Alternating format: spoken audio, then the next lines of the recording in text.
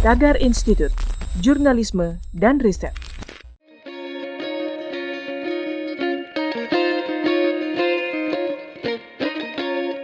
Halo Tagarians, para penonton Tagar TV dan juga pembaca Tagar ID, terima kasih Anda tetap setia di YouTube channel Tagar TV. Hari ini saya, Kori Olivia, ingin membacakan ulasan pilihan redaktur Tagar tentang sejarah Lampung. Sebelum menjadi provinsi, Lampung adalah karesidenan yang tergabung dengan Provinsi Sumatera Selatan. Sejak dulu, Lampung sudah menunjukkan potensi yang sangat besar dengan corak kebudayaan tersendiri yang dapat menambah khazanah adat budaya di Nusantara. Oleh karena itu, daerah Lampung tidak terlepas dari incaran penjajahan Belanda. Ketika Banten di bawah pimpinan Sultan Ageng Tirtayasa pada 1651 sampai 1683, Banten berhasil jadi pusat perdagangan yang dapat menyaingi VOC di perairan Jawa, Sumatera, dan Maluku.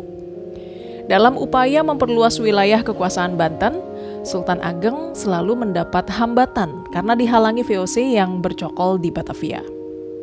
Sultan Haji yang merupakan putra Sultan Ageng ditugaskan menggantikan kedudukan mahkota Kesultanan Banten. Tentunya Belanda membenci kejayaan Sultan Banten pada saat itu, sehingga Belanda selalu berusaha menguasai Kesultanan Banten.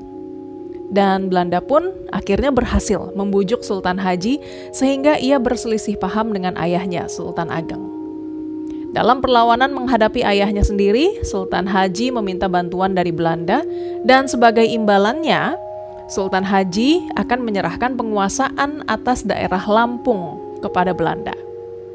Akhirnya pada 7 April 1682, Sultan Ageng disingkirkan dan Sultan Haji dinobatkan menjadi Sultan Banten.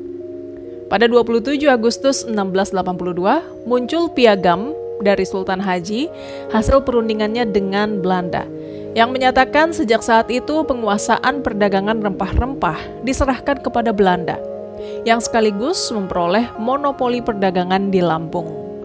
Namun, tampaknya perdagangan langsung antara VOC dengan Lampung mengalami kegagalan. Karena ternyata tidak semua penguasa di Lampung langsung tunduk pada kekuasaan Sultan Haji yang bersekutu dengan company.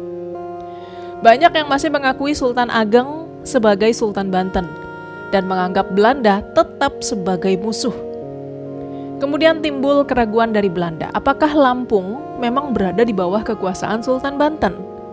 Dan akhirnya diketahui bahwa penguasaan Banten atas Lampung tidak mutlak. Penempatan wakil-wakil Sultan Banten di Lampung yang disebut jenang atau kadang disebut gubernur hanya dalam mengurus kepentingan perdagangan hasil bumi, dalam hal ini lada. Sedangkan penguasa-penguasa Lampung asli yang terpencar pada tiap desa atau kota yang disebut adipati secara hierarkis tidak berada di bawah koordinasi penguasaan jenang. Sehingga penguasaan Sultan Banten atas Lampung hanya dalam hal garis pantai saja, dalam rangka menguasai monopoli arus keluarnya hasil-hasil bumi terutama lada. Dengan begitu, hubungan Banten-Lampung jelas saling membutuhkan satu sama lain.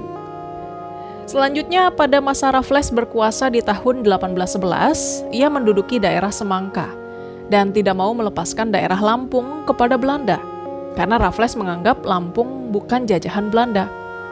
Namun setelah Raffles meninggalkan Lampung, akhirnya pada tahun 1829 ditunjuk residen Belanda untuk Lampung. Hingga menjelang kemerdekaan Indonesia dan juga periode perjuangan fisik setelah itu, putra Lampung terus terlibat dan merasakan betapa pahitnya perjuangan melawan penjajah yang silih berganti. Sehingga akhirnya pada tahun 1964, keresidenan Lampung ditingkatkan menjadi daerah tingkat 1 Provinsi Lampung. Tagarians, demikian ulasan pilihan redaktur Tagar hari ini tentang sejarah Lampung. Subscribe YouTube channel Tagar TV dan klik loncengnya juga untuk mengikuti video menarik membahas topik terhangat hanya untuk Anda. Saya Kori Olivia, Tagar TV.